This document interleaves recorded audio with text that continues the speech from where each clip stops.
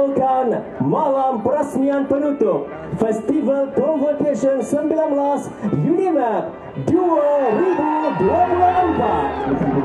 Kemudian yang sebelah sini, apa khabar UNIMAP?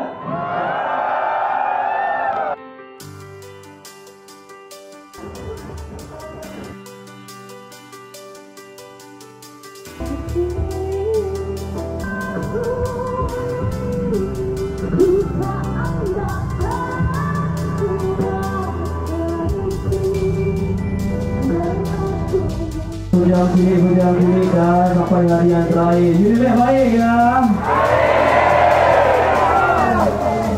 Baik.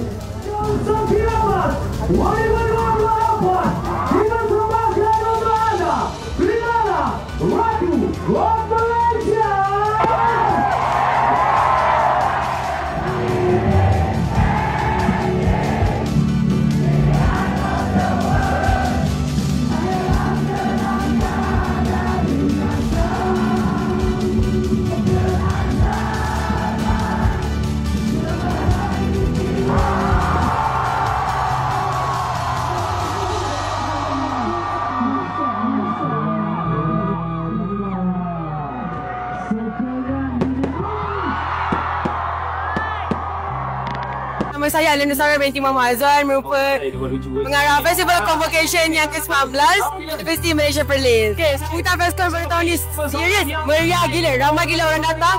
Bukan daripada UNIMAP je, tapi serata Perlis. Dari UUM ada, UiTM ada, Poli pun ada.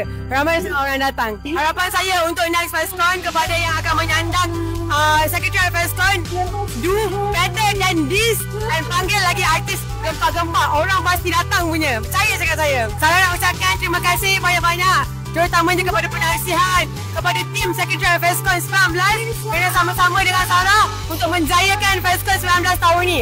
Terima kasih juga ke pihak pengurusan, pihak PKK, pihak JKS, pihak Peekaboo, pihak JHCP dan semua pihak yang banyak membantu untuk menjayakan Festival Convocation yang ke-19 ni. Tanpa korang, tak adalah Sarah kat sini. Tanpa korang juga FestCon takkan berjaya. Terima kasih sangat-sangat. FestCon untuk semua!